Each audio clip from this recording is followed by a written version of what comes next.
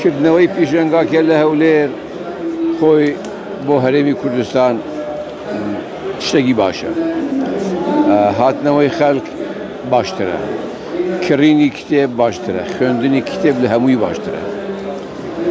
ئەم ساڵەش شیعارەکەی کە عالەم بە کوردی دەدوێتەوە ئەمەش معنای خۆی هەیە. ئەلامی ئێلکترۆنی و سۆشیال میدیا ئەو باهای نەهێشتەوە بۆ، بەڵام هەمجا جیگای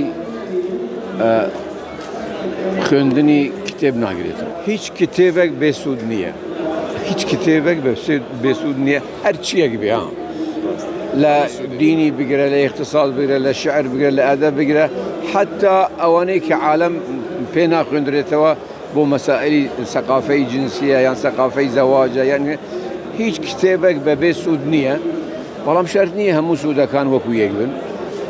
هەموو شتێکی ئیجابیاتی هەیە، سەلبیاتی هەیە، کتێبیش وایە.